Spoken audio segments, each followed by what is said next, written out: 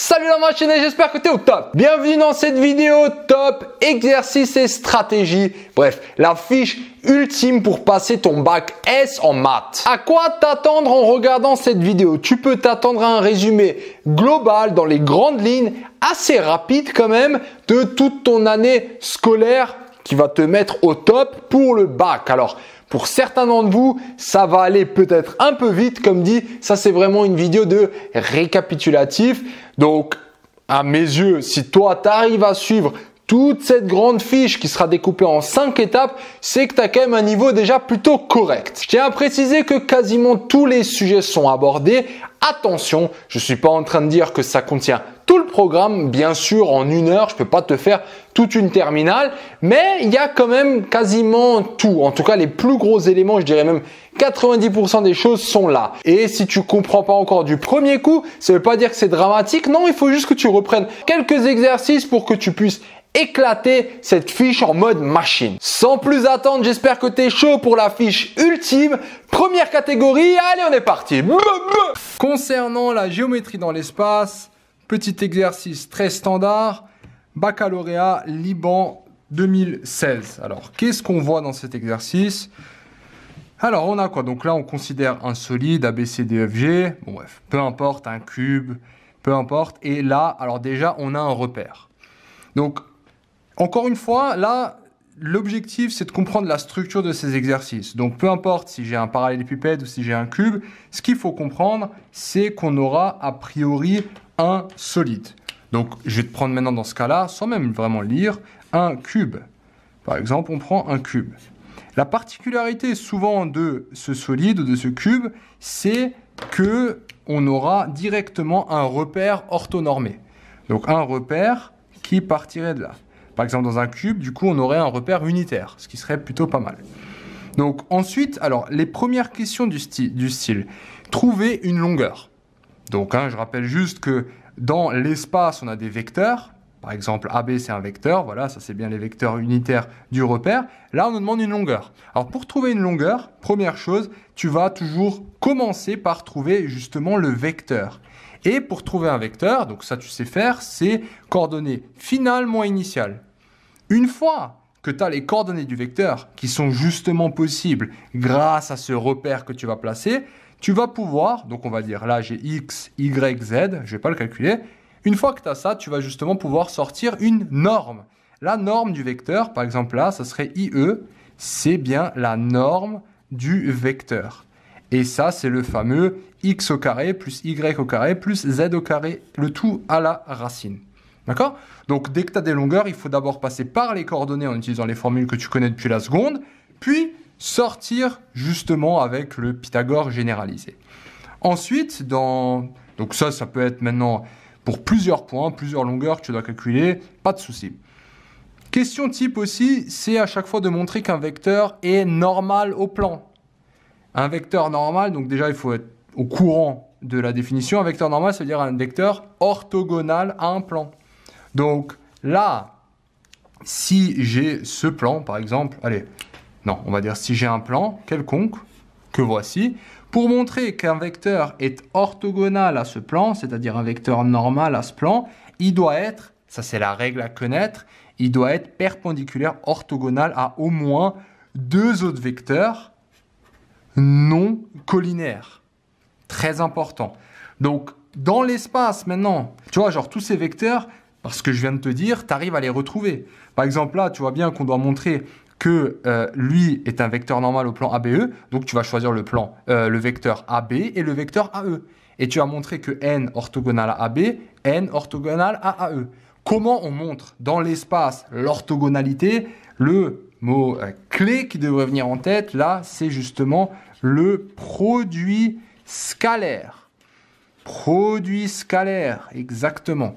Et qui dit produit scalaire dit justement, si tu as 2 vecteurs, que je simule maintenant, je simule un vecteur U et un vecteur V, donc allez, U, je vais avoir UX, VY et VZ, et tu as un vecteur V, Vx, Vy et Vz. Comment montrer que ces 2 vecteurs sont perpendiculaires? En calculant le produit scalaire. Le produit scalaire, c'est U scalaire V. Et ça, avec les coordonnées, c'est juste tu multiplies les coordonnées entre elles et tu additionnes. Donc ça va être UX fois VX plus VY fois UY. Bon bref, ça fois ça plus ça fois ça. Donc là, ça c'est bien des U ici. Et là, j'ai bien des V ici. Plus UZ, VZ. Et si ça, c'est égal à 0, très important, on a bien orthogonalité. On est bon? Donc, produit scalaire aussi une notion fondamentale à connaître dans l'espace. Et je vais y revenir tout de suite après, mais on va continuer. Parce qu'une fois que tu montres qu'un vecteur est normal à un plan, on te demande tout le temps après de déterminer l'équation du plan cartésien. Pourquoi?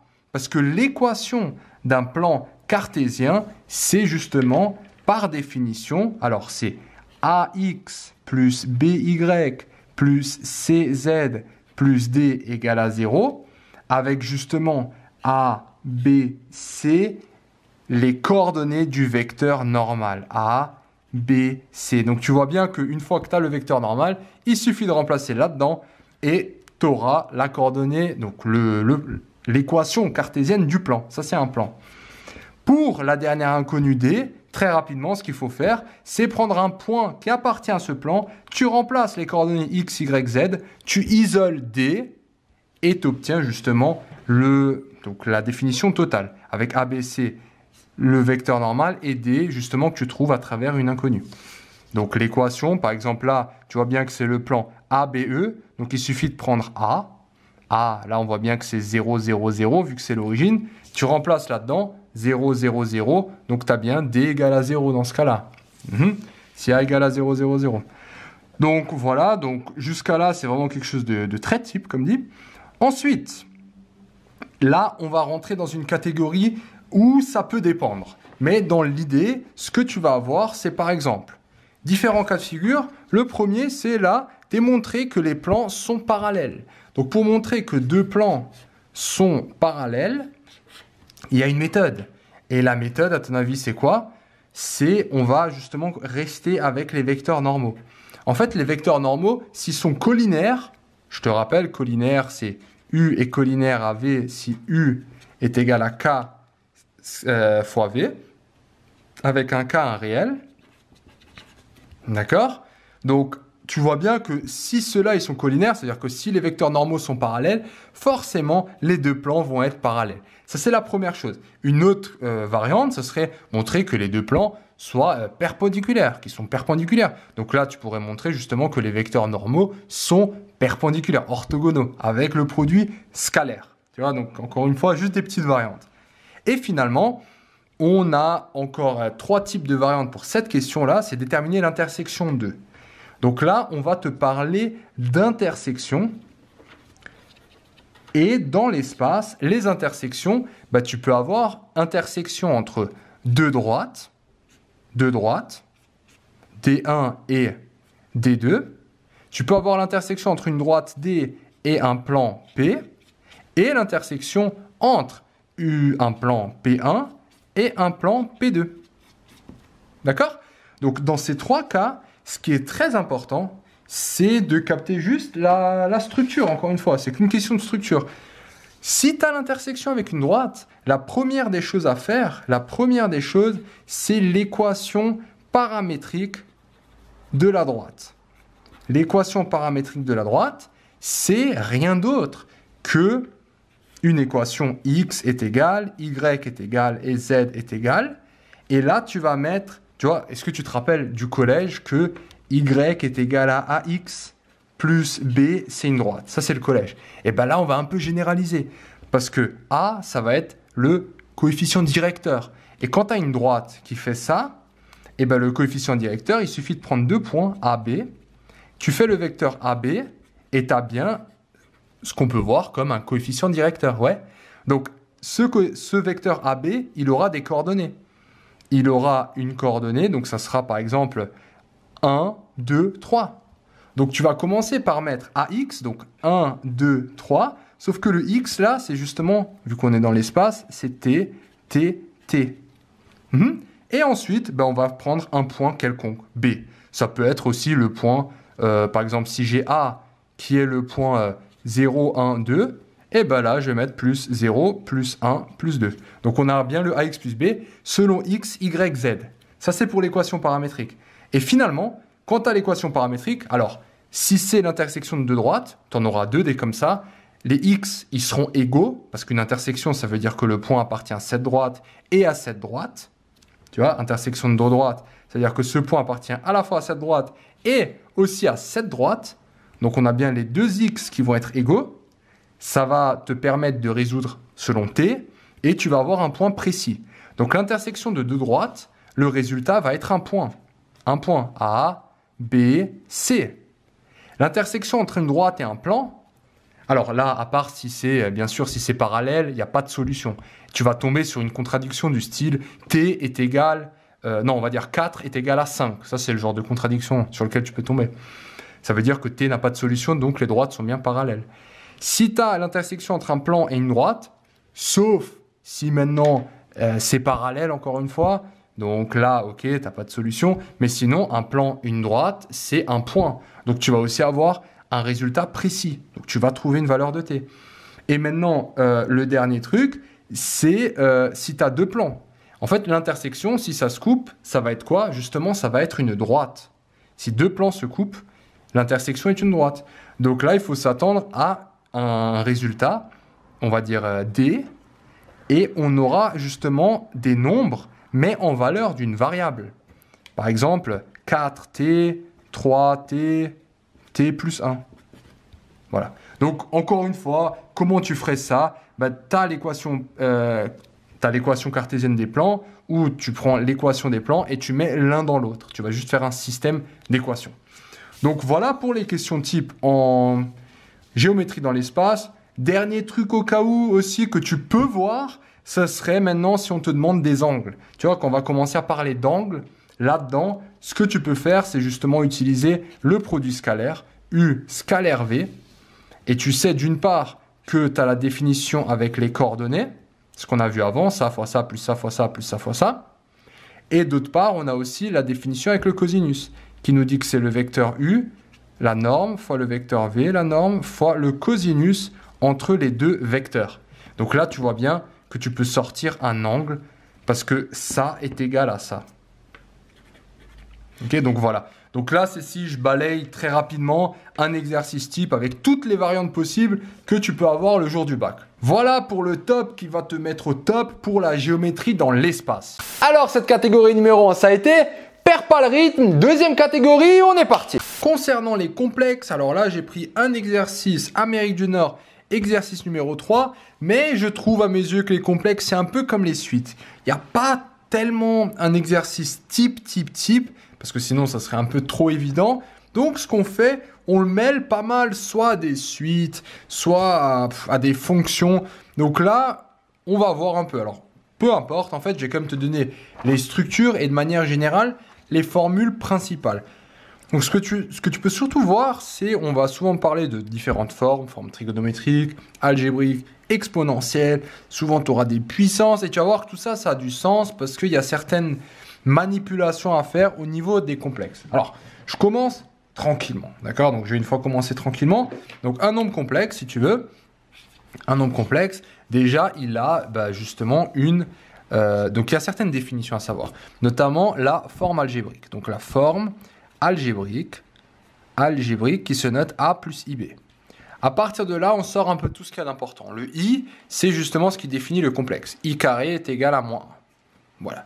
On a ça, et ça s'appelle une forme algébrique. Avec la première partie, c'est la partie réelle, et ça, c'est la partie imaginaire. De cette forme algébrique, on sort aussi le Z bar.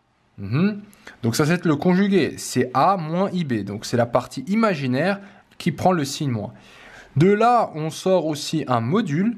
Donc ça, module, ça commence à être quelque chose quand même de très important, parce que le module, ça va représenter A carré plus B carré à la racine, et en fait, le module, je vais devoir t'introduire pour que tu comprennes vraiment ce que ça veut dire, le plan complexe. Alors, le plan complexe, on y vient, c'est un plan, aussi simple, c'est un plan normal, sauf que c'est un plan complexe, c'est-à-dire que là, tu vas mettre A, donc là, c'est les parties réelles, et là, c'est la partie imaginaire. Tu vas mettre le B.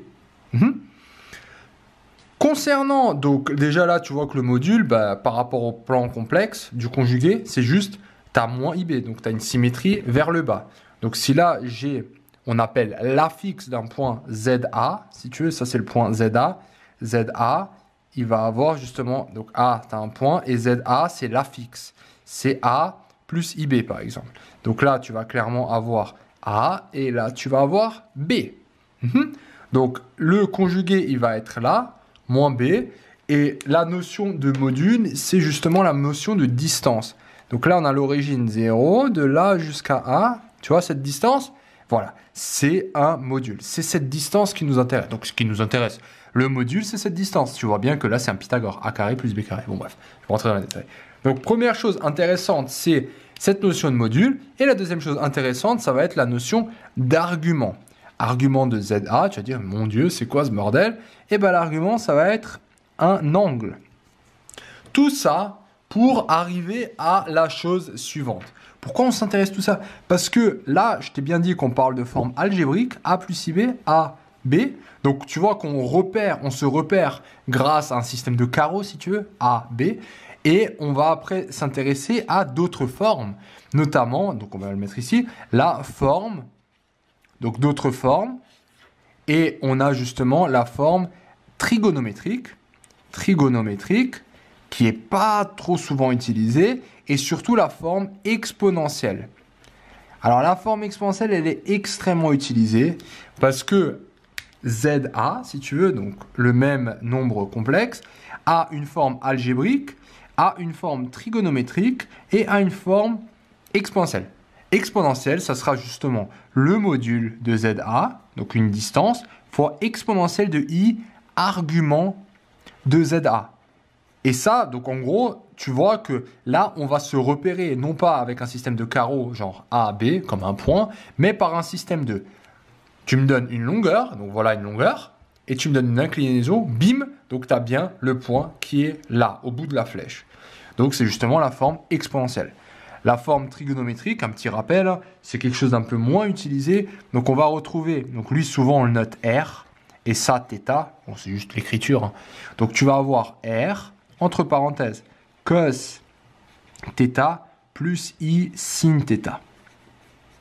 Et ça, c'est juste par définition. Exponentielle de Iθ, c'est cos θ plus I sin θ. Donc voilà la forme trigonométrique. Trigonométrie, cosinus, sinus. Exponentielle, il y a de l'exponentielle. Algébrique, A plus IB. Donc voilà, ça c'est les plus grosses, on va dire, les manips à faire. Donc calcul de module, calcul d'argument. Un argument, donc ça, si là tu as θ, tu connais cette distance, c'est de la trigonométrie du collège. Hein. Triangle, rectangle, SOHCAHTOA, t'isoles, tu obtiens ton angle. Alors, dans maintenant les exercices, ce qui est souvent demandé, c'est justement de passer quelque chose de la forme algébrique, à une forme exponentielle. Pourquoi? Parce que regarde maintenant, un exemple très simple. Là, je vois 1 plus I. 1 plus I, c'est bien quelque chose A plus IB. A égale à 1, B est égal à 1. Mais ça, la puissance, allez, on va dire 7. T'imagines comme c'est compliqué à calculer. Donc c'est, ouais, tu vas me dire identité remarquable, mais bon, c'est immense le truc. Par contre, si lui, je dis juste, t'arrives à dire que c'est 1 sur racine de 2 exponentielle de I pi sur 4, bon, supposons que ce soit vrai. Donc là, tu as bien un module, 1 sur racine de 2. Et là, tu as bien exponentielle de I avec un angle. Et bien, si lui, tu arrives à le transformer en forme exponentielle, ça, à la puissance 7, ne pose aucun problème. Parce que ça va être égal à justement 1 racine de 2 à la puissance 7. Et exponentielle de I, pi sur 4 fois 7, par les propriétés justement de l'exponentielle. Donc tu vois qu'on a on peut justement faire des trucs beaucoup plus sympas avec la formule exponentielle. Donc ça, c'est au niveau des formes. Ensuite, ce qu'on va beaucoup te demander avec les exponentielles, c'est justement des propriétés géométriques. Parce que tu vois qu'on parle de mesure et tu vois qu'on parle d'angle. Et pour ça, il faut que tu maîtrises deux choses. C'est justement cette histoire d'argument et cette histoire de module. Alors, le genre de truc qu'on peut te demander, par exemple, c'est montrer qu'un triangle est isocèle. Donc, 3 points. Donc, tu vas avoir A, B, C. Tu vas calculer la distance AB, donc AB, la distance, c'est égal au module de ZB moins ZA. Donc j'espère que cette formule elle te fera un peu penser à celle des vecteurs, fin moins début, donc tu as bien une distance. Et donc ça, par exemple, pour montrer qu'un triangle est isocèle, tu vas faire ces trois calculs avec les formules algébriques ou exponentielles, peu importe. Tu vas appliquer cette formule, hein, a carré plus b carré, ou bien ici tu vois que le module il est déjà en évidence, hein, c'est celui-là qui est devant. Et après, tu vas montrer qu'il y a égalité. Première chose, tu peux aussi travailler avec les angles. Par exemple, regarde, si on cherche cet angle, donc on a les A, B, C, et je cherche l'angle alpha. Et l'angle alpha, il y a aussi une manière pour le calculer. L'angle alpha, il faut se dire que c'est cet angle moins celui-là. Donc, si tu veux, alpha, c'est argument de Z. Alors, on va faire ça moins ça. Donc, ça, c'est ZC moins ZA sur ZB moins ZA. Donc, tu remarqueras que souvent, on fait aussi ça dans les exercices. On calcule ce truc. Ça, c'est rien d'autre que l'angle entre celui-là. Il faut comprendre que c'est ça moins ça. Donc, tu obtiens bien cet angle ici qui est égal à alpha. Comment tu décris un cercle et comment tu décris une médiatrice? Donc, une médiatrice, hein, je te rappelle que tu as 2 points et là, tu as un angle droit. Comment tu décris ça dans les complexes, hein? On peut te demander justement définir un ensemble de points. Donc, comment on définit cet ensemble de points-là et comment on définit cet ensemble de points-là? Ça, c'est des trucs à savoir. Cet ensemble de points, ce que tu dois comprendre, c'est que c'est rien d'autre que... Là, tu as un point, centre, et tu as un rayon, R. Ce domaine en rouge, là, rouge-bleu, ça représente Z moins ZC. Ça représente la longueur entre n'importe quel Z, n'importe où, hein, et ZC. Donc là, tu es en train de dire que n'importe quelle longueur de Z avec ZC, donc en gros, ça doit être égal à un truc fixe que je vais nommer le rayon. Donc tu prends un ZC, un point, boum, et tu dis que n'importe quel Z qui est à la distance R, et justement, oui, ça représente bien un cercle. Premier domaine à connaître. Et deuxième domaine à connaître, qui peut aussi tomber, c'est celui-là. Celui-là, c'est quoi? Donc, c'est encore une fois Z, donc un point quelconque, moins Z, on va dire là, si j'ai A et B, moins ZA. Donc ça représente bien, encore une fois, la distance entre un point quelconque et le point A. Voilà. Si j'ai ça égal à un truc fixe, 2, ça veut dire que je suis tout le temps à la distance 2 de A. Et là, je dis rien. Et si je fais la même chose, Z moins ZB, tu es d'accord que ça, c'est la distance entre un point inconnu et B.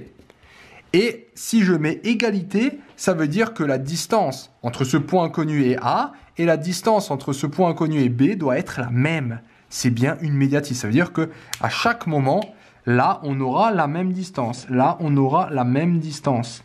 Là, on aura la même distance, etc., etc. Donc voilà, je pense que ça, c'est les trucs peut-être qui mettent un peu plus de temps à comprendre. Sinon, voilà, les complexes, ce que tu peux t'attendre de manière générale, c'est travailler avec les formes, chercher des modules, chercher des arguments, graphiquement voir ce qui se passe, placer des points, calculer des longueurs, pour montrer, je sais pas, triangle isocèle, peu importe, calculer des arguments, et ensuite peut-être aussi donner des domaines. Cercle, médiatrice. Par rapport à cet exercice, tu vois bien que Mn, donc lui, on va devoir l'écrire sous forme exponentielle, voilà, et après montrer qu'il existe un entier naturel n0 que l'on précisera tel que pour tout entier, on a Mn à l'extérieur du carré. Donc tu vois, il faut réfléchir, si tu as un carré et tu as Mn, c'est une suite, pour que ça sorte du carré, tu peux dire, tiens, je vais prendre ce cercle. Donc au bout d'un moment, si je sors de ce cercle, je suis bon. Tu vois, donc encore, toujours réfléchir avec ces figures géométriques que tu arrives justement à faire grâce aux nombres complexes. Mais bon, après, si tu lis bien l'énoncé tranquillement, ça devrait aussi venir plus rapidement.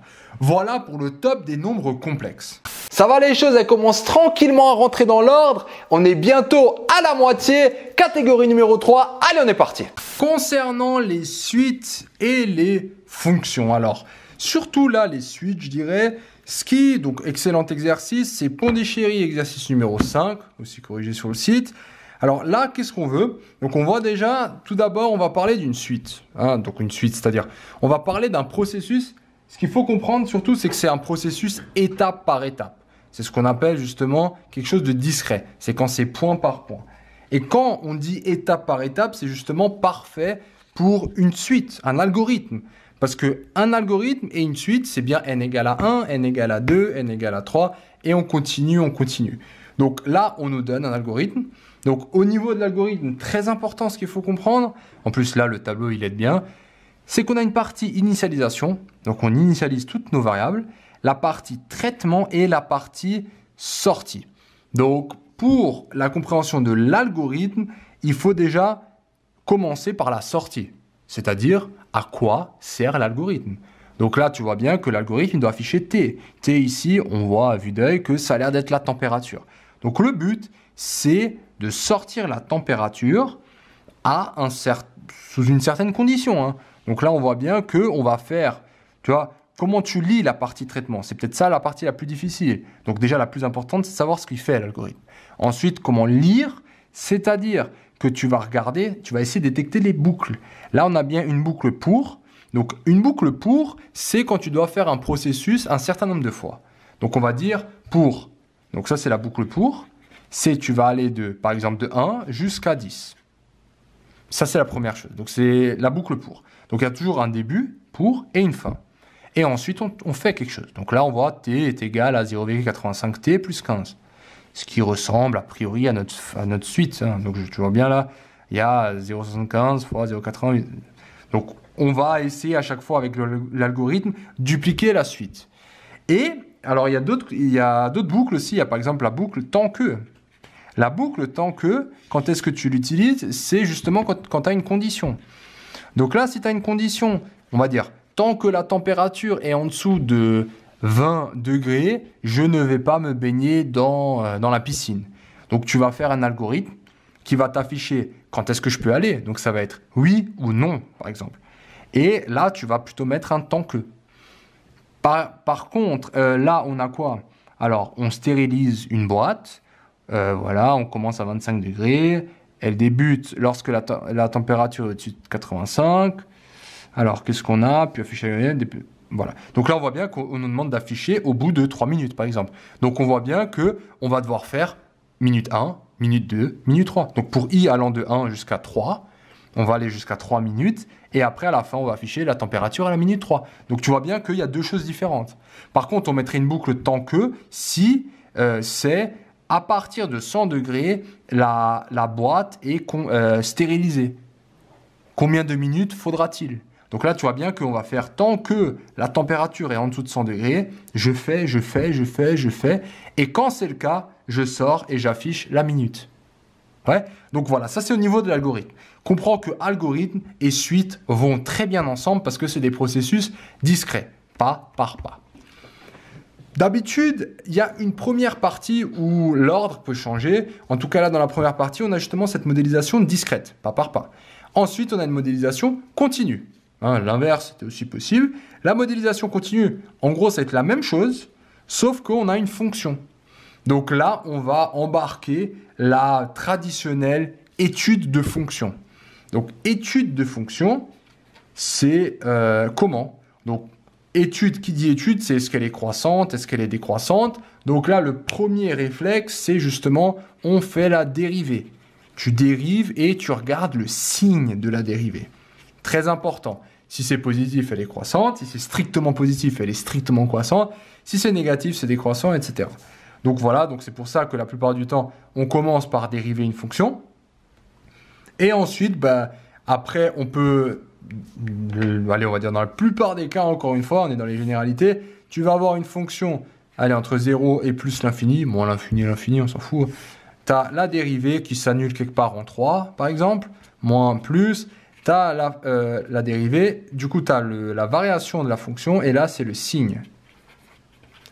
Ouais, donc tu vas avoir décroissant, croissant, et on va jusqu'à f de 3. Ce qu'on peut aussi te demander, là, c'est un calcul de limite. Donc, on voit bien qu'au niveau des limites, il faut être un peu au point aussi. Limite, à savoir quoi? Quand tu as des formes indéterminées, ce qu'on peut faire, c'est utiliser soit le critère, donc le théorème des croissances comparées, ou bien tu vas toujours factoriser par le plus haut degré. Donc, factoriser plus haut degré, factoriser haut degré,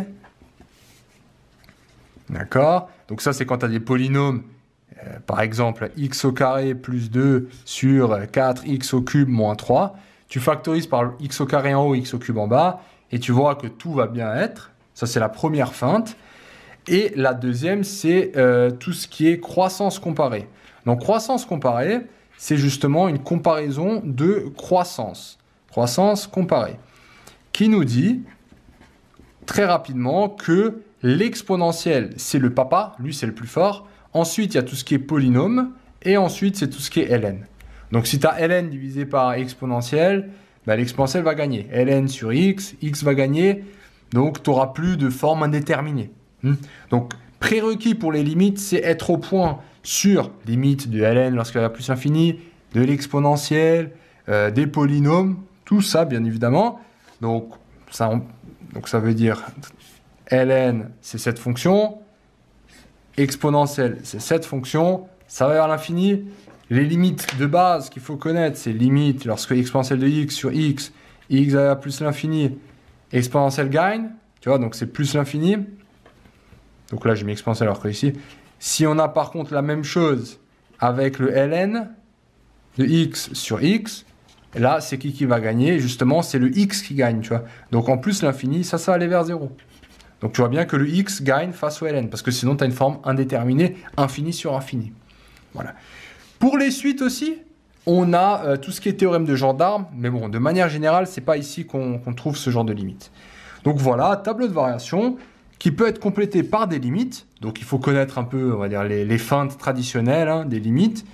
Et finalement, donc dans la continuité de ce genre d'exercice, ce qu'on peut te demander, c'est par exemple, est-ce que cette valeur est atteinte? Par exemple, là, si je sais que f de 3 est égal à, allez, 5, et là, j'ai 132, et on me demande, est-ce que f de x est égal à 72, admet une solution? Et bien là, ce que tu vas dire, c'est que, ok, on a une fonction croissante, elle est en plus de ça continue, donc il y a un moment, tu vas venir toucher le 72. Et il y aura un alpha. Et ce alpha, c'est entre 3 et plus l'infini.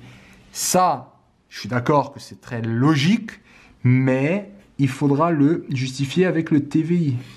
Théorème des valeurs intermédiaires. Donc ça aussi, c'est à savoir. 3 conditions. TVI. Continuité. On a f croissante ou décroissante, c'est ce qu'on appelle une fonction monotone. Et finalement, on a quoi? 72, il doit être entre 5 et 132. Tu vois, la solution que tu cherches, donc, allez, on va dire, si on veut trouver f de x est égal à b, donc b doit appartenir dans ton intervalle. Donc, on va dire là, ça serait l'intervalle 300, par exemple. Si ici, on sait que là, j'ai 100, f de 100 est égal à 132, et ben je sais que b, il doit être entre f de 3 et f de 100. Ben oui, sinon tu ne vas jamais le toucher. Ça, c'est le TVI.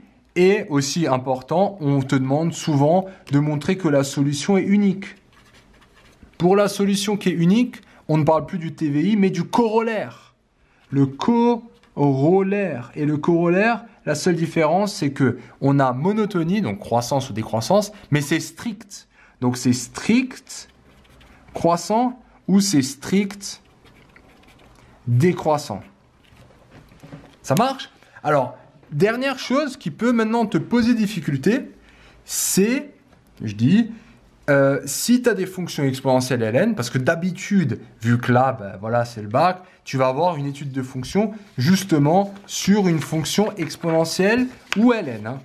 Donc, ce qui peut poser problème, justement, là, regarde, je tourne la page. Hein. Par hasard, je vois qu'on a une fonction ln. Ouais. Et là, ici, on a une fonction quoi? On a une fonction exponentielle. Donc, regarde, même, je n'ai même pas fait exprès, mais ici, on va voir quoi? La courbe, voilà. Donc, on voit bien qu'on part encore une fois dans une analyse de fonction. Ça va être une analyse de fonction. Donc, on a soit d'exponentielle, soit ln. Pourquoi? Parce qu'au niveau de la dérivée, ça sera un tout petit peu plus dur. Donc, n'oublie pas tes formules de dérivation. Donc, les formules de dérivation, surtout, n'oublie pas quand tu as une multiplication, il faut faire gaffe, c'est u'v plus uv'. Et quand tu as une division, ça, c'est les deux formes qu'il faut faire gaffe. Et finalement, je sais que, normalement, tu sais que la dérivée d'exponentielle de x, c'est exponentielle de x. Et la dérivée de ln de x, c'est 1 sur x. Normalement, tu le sais. Par contre, si tu n'as pas x, mais que tu as quelque chose d'autre, et ce quelque chose d'autre, souvent on dit que c'est u. Donc, exponentielle de u, la dérivée, rappelle-toi que c'est u' exponentielle de u. ln de u, la dérivée, c'est u' sur u. Donc, comme ça, si tu as des trucs un tout petit peu plus difficiles à dériver, tu sauras aussi le faire. Ouf, la moitié, elle est faite, plus que 2 à venir. Catégorie numéro 4, on reste chaud. Allez, on est parti. Concernant la partie, alors encore une fois, suite, cette fois-ci avec un peu plus les intégrales, mais aussi avec un peu une étude de fonction. Donc déjà, il faut juste que tu captes que ces notions, c'est dur de les séparer. Donc les suites, soit ça va justement dans le contexte d'un algorithme, hein, comme on a vu dans un autre exercice type, soit ça va maintenant dans le contexte, on voit là, il y a des suites, il y a des intégrales. Donc tout ça, à chaque fois, il y a une étude de fonction derrière, parce que l'étude de fonction, de toute façon, c'est le truc relativement basique. Il faut étudier le sens de variation, donc tu dérives, tu regardes la dérivée. Voilà. Donc là, dans cet exercice, on va un peu plus mettre en avant le côté primitive et suite.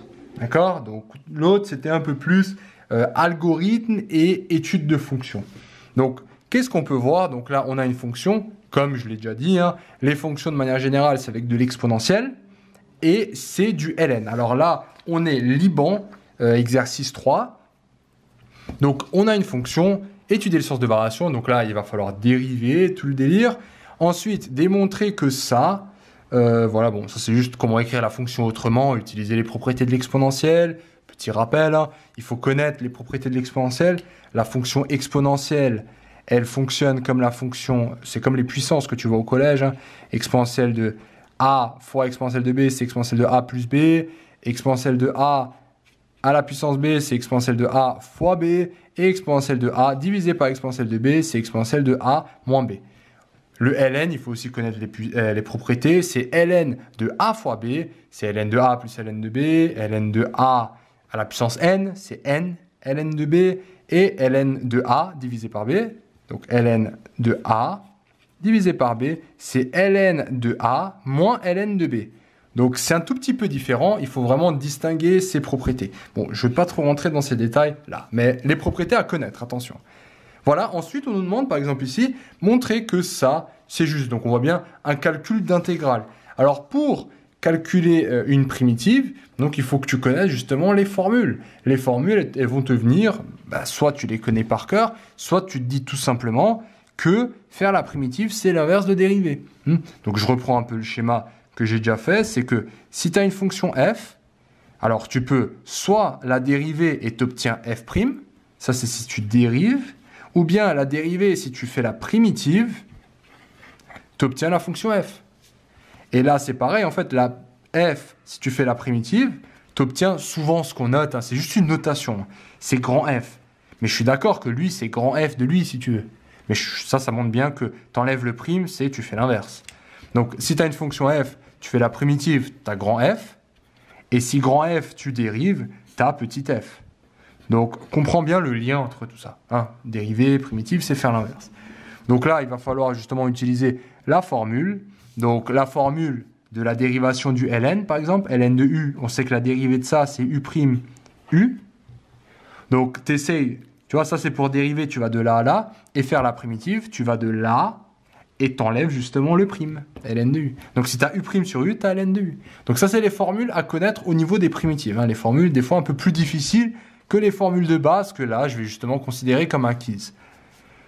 Ensuite, quand je te disais, donc voici petite étude de fonctions, calcul de primitives, et on finit sur quoi? Fn, une suite de fonctions. Donc on nous donne un truc comme ça, hein, qui fait peur, hein, je suis d'accord. Et après on nous dit bah, tracer en annexe, blablabla, blablabla. Donc on va faire justement une étude de fonctions, entre guillemets, hein, c'était bien fait je trouve, une étude de fonctions avec cette fois-ci une suite. Donc la suite dépend d'une intégrale. Donc ce qu'il faut surtout comprendre derrière, c'est déjà l'interprétation graphique. C'est qu'une intégrale, c'est l'aire sous une courbe. Donc ça, je pense qu'on est bon. Hein. Bon, je ne sais même pas ça, mais si je prends une fonction comme ça, donc l'intégrale entre a et b, ouais, ça c'est la seule formule que tu dois connaître. L'intégrale entre a et b de f de x dx, c'est la primitive au point B moins la primitive au point A. Seule définition à connaître.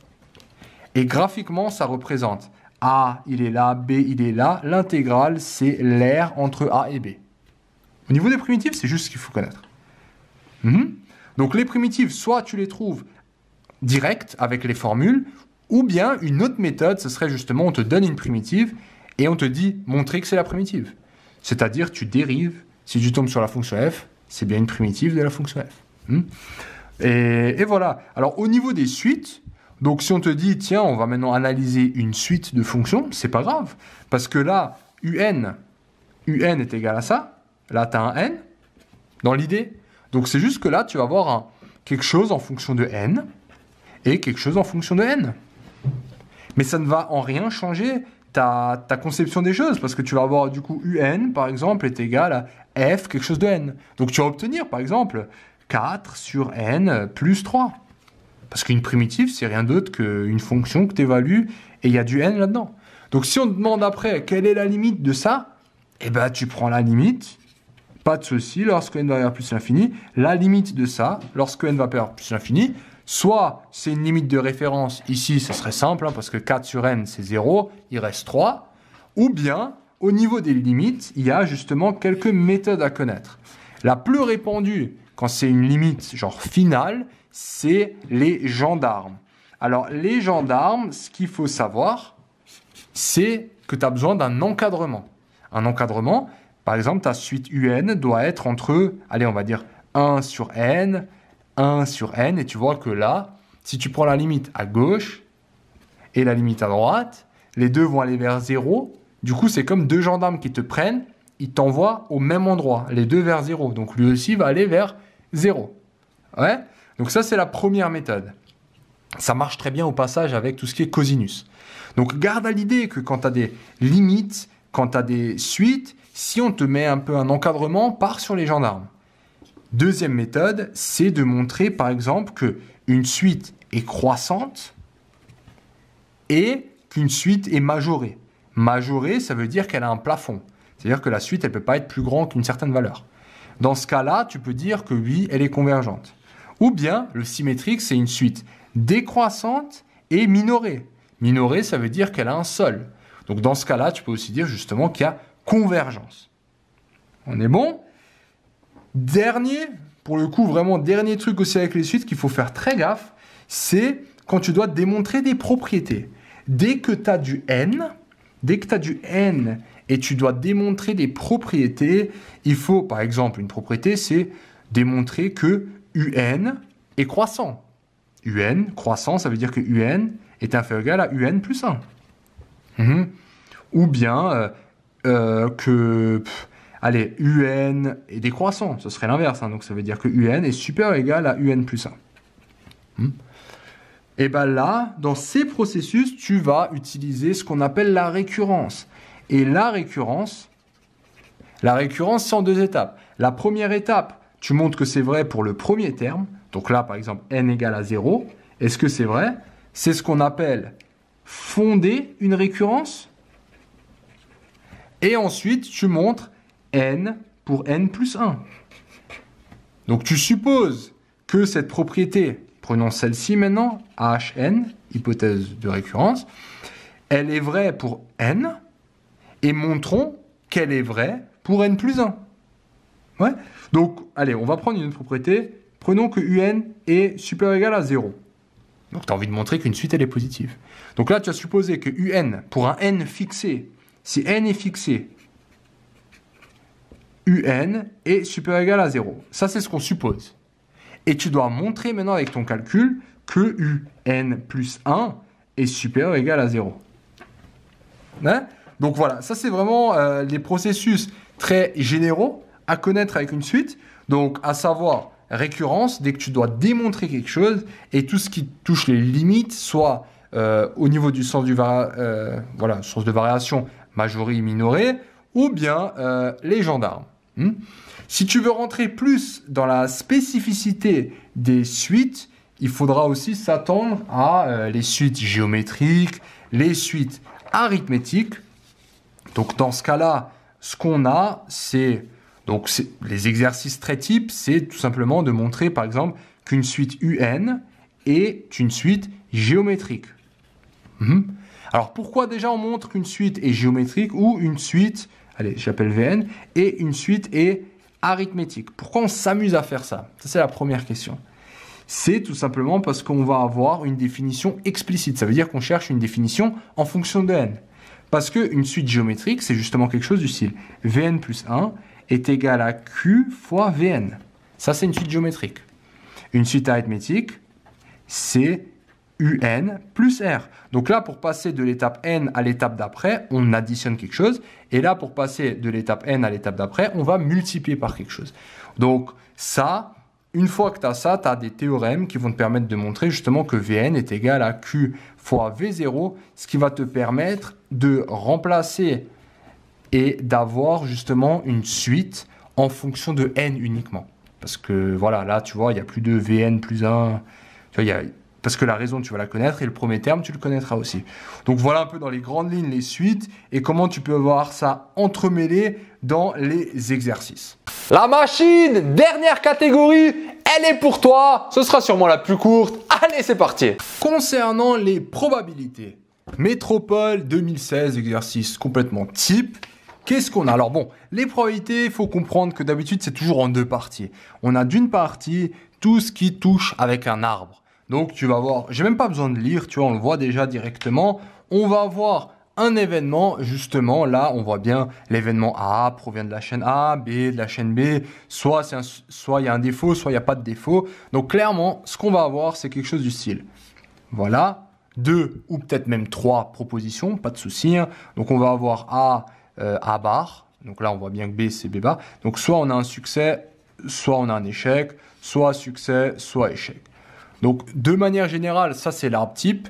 On te donne quelques probabilités, par exemple on peut te donner celle-là. Tu vois là, la chaîne A 40%, donc là on a un 0,40. On sait qu'ici il va falloir compléter 0,6 parce que la somme doit faire 1. Et après on peut aussi te donner, par exemple, voilà, là j'ai 0,02, 0,98 et voilà. Donc ça peut être une question à ce type, mettre en position un arbre, on va dire. Comment créer, construire un arbre. Après, on tombe sur la question très très classique où tu vas devoir utiliser les probabilités totales. Par exemple, le grand piège ici, ce qu'il faut comprendre au niveau de l'arbre, c'est que cet événement ici, cet événement se note justement en termes de probabilité conditionnelle. Cet événement-là, juste cette branche, je dis bien, c'est probabilité de S, succès, sachant que tu as A. Ça, c'est juste cette branche.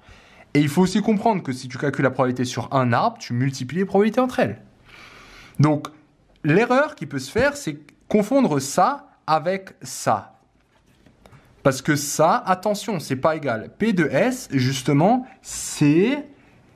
Tu peux avoir le succès en passant par ces branches, donc cette branche, ou bien en passant aussi par cette branche.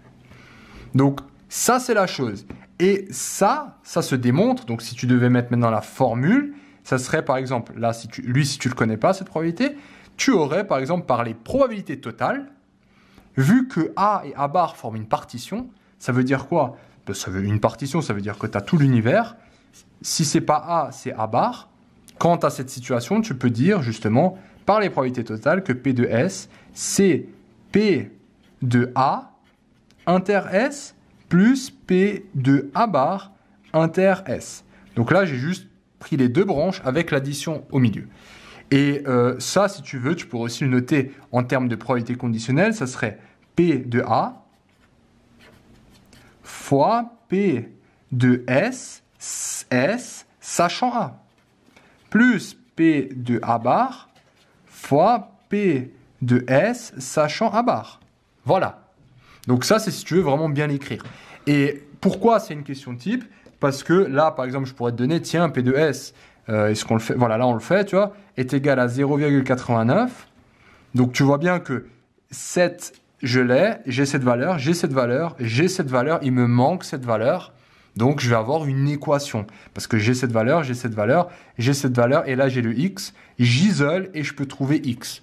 Voilà, au niveau de la question type probabilité conditionnelle. Après, on pourrait aussi te demander une question calculée. Voilà, ça serait style, voilà.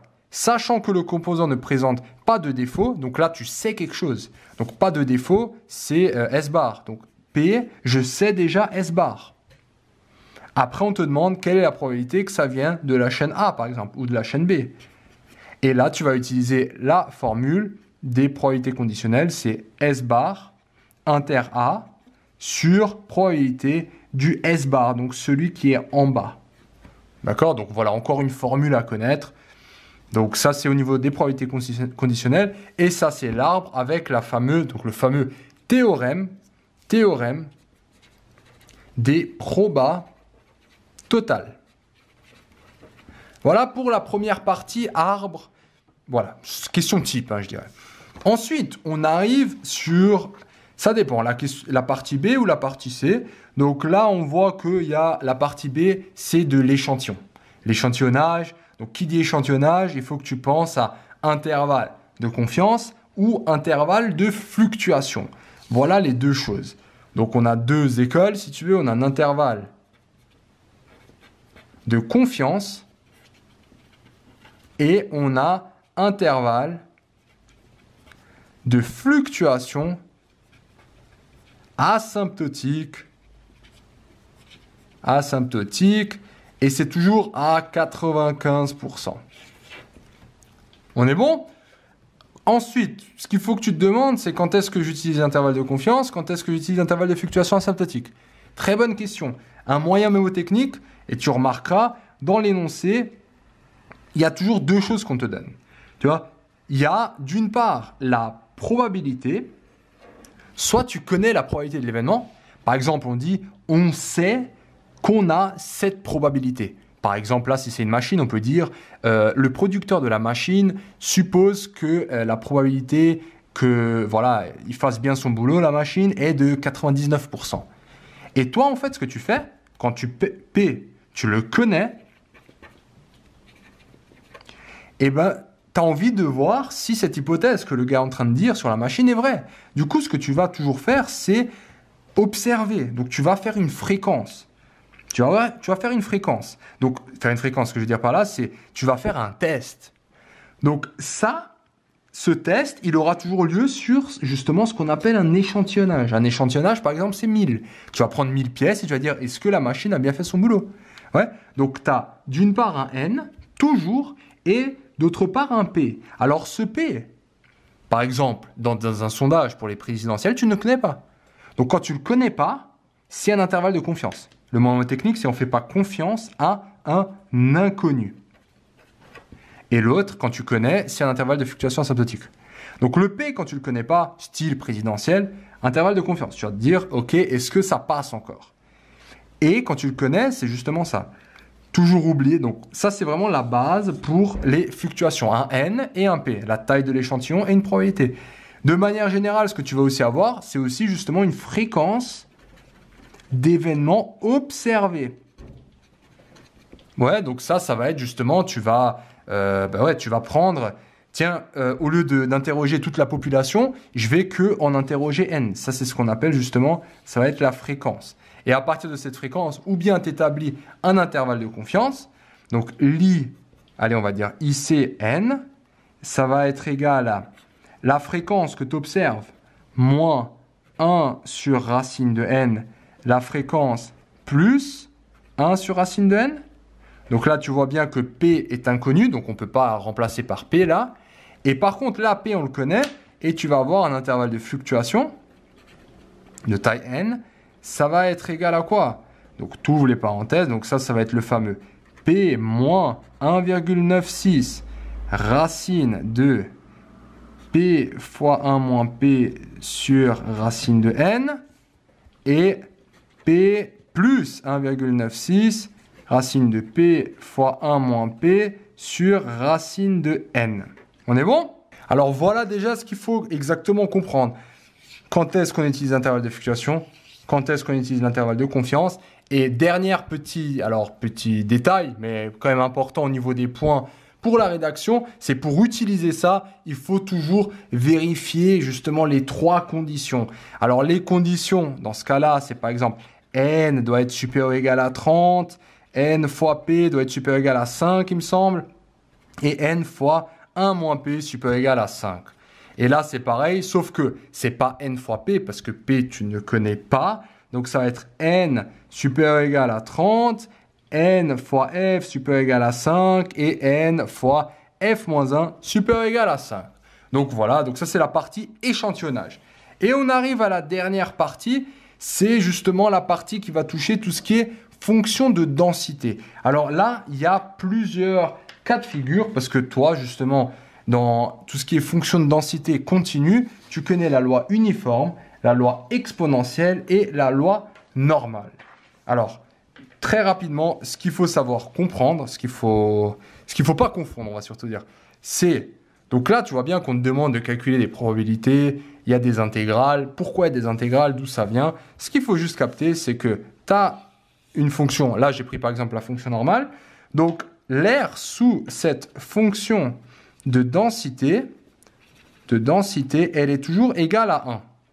Parce que, en fait, ce qu'il faut déjà capter, c'est que si on te demande de calculer la probabilité que x soit entre A et B, ça, en fait, ça veut dire par définition, ça je dis si bien définition, c'est l'intégrale entre A et B de f de x dx, avec f, justement, la fonction de densité. Donc, une intégrale, qui dit intégrale, hein, donc ça c'est dans un autre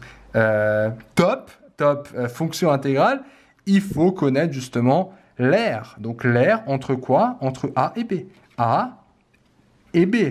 Donc, voilà A, voilà B. L'air entre A et B, ça va bien représenter une partie de ce qui est sous la courbe. Donc, une aire, tu sais bien que c'est entre 0 et 1. C'est pour ça que la fonction de densité, l'air maximal est égal à 1. Ça va, on est bon de ce côté-là? Donc ça, c'est déjà la première chose qu'il faut comprendre. C'est qu'une aire, donc une probabilité, ça sera toujours quelque chose entre 0 et 1. Deuxième chose à comprendre, c'est que parfois, on peut te demander, on peut te dire aussi, on peut te dire, tiens, quel est x tel que ça, c'est bon. Tu vois? Donc, on te donne déjà la probabilité, 0,60, allez, on va dire 0,62. Donc là, on te dit, tiens, x, il doit être inférieur ou égal à a. Et la probabilité de tout ça était égale à 0,62. Donc, cette partie ici, quand tu as une loi normale, souvent, ça se fait à la calculatrice. Avec les autres lois, ça peut se calculer à la main, on va tout de suite le voir. Et là, pour une loi normale, ce qu'il faut comprendre, c'est que, en fait, ce qu'on est en train de te donner, c'est bien une loi normale, et on te donne déjà la probabilité, 62. Donc là, tu vas avoir l'air de là jusqu'à un certain point qui s'appelle dans ce cas-là A, et tu sais que toute cette aire-là, elle est égale à 0,62. Donc tu vois bien que c'est deux choses différentes, parce que d'une part, là, tu calcules une aire, donc à la calculatrice, tu vas obtenir un résultat entre 0 et 1. Par contre, là, on te donne l'air. Donc, tu vas utiliser une autre fonction à la calculatrice. Souvent, ça, si c'est la fonction de densité, frac norme, là, tu vas avoir justement l'inverse. Tu vas utiliser l'inverse, donc ça va être l'autre fonction que tu as avec la loi normale, pour trouver A. Et comprends que ce A ne doit pas du tout être entre 0 et 1. Il suffit maintenant que x, qui est ta variable aléatoire, dans notre cas, qui suit une normale, on va dire mu sigma carré, il suffit que ce x, ça représente par exemple, je sais pas, le salaire moyen d'un Français. Donc tu vois bien que ton A, il va être, je sais pas, autour de 1200 euros, 1100 euros. Donc, important à comprendre, quelle que soit la fonction de densité, on a toujours cette relation. Toujours. Là, j'ai pris maintenant un exemple de la fonction normale. Par contre, alors, si on prend cet exemple, là, on va avoir quoi? Une loi exponentielle. Donc, qui dit loi exponentielle nous dit que, voilà, tu vois, on voit bien qu'on veut calculer la probabilité que t soit inférieur ou égal à a. Et là, ce f, du coup, on va utiliser le f pour la fonction exponentielle. Donc, les fonctions de densité à connaître, pour la fonction exponentielle, les fonctions de densité, c'est f de x est égal à lambda exponentielle de moins lambda x. Ça, c'est si x suit une exponentielle de paramètre lambda.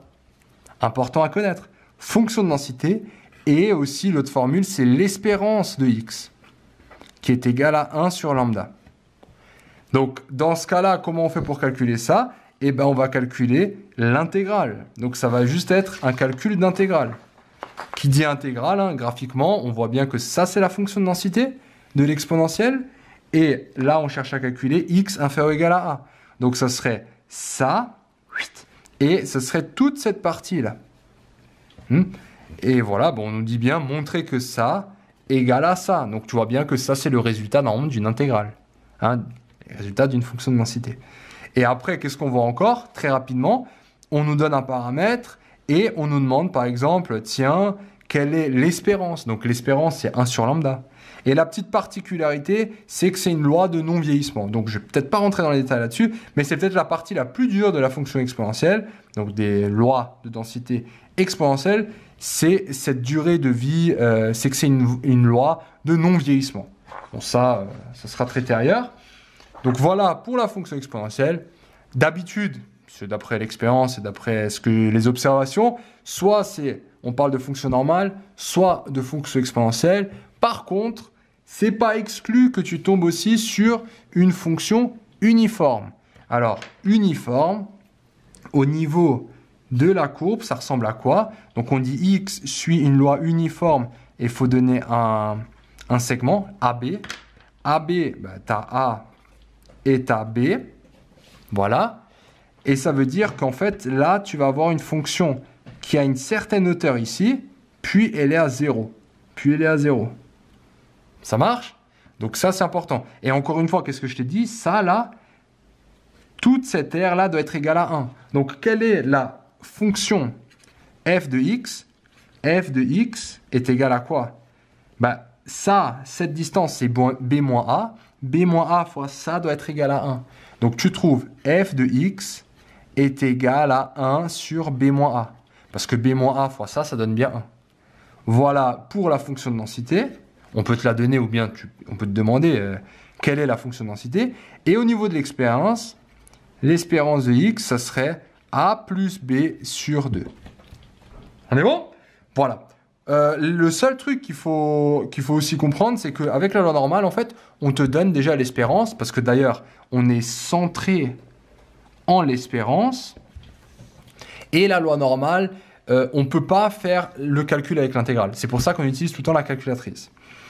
Petite subtilité qu'il y a avec la loi normale, je te laisse réfléchir là-dessus, c'est que vu qu'on est centré en espérance, là, cette aire-là, elle vaut 0,5.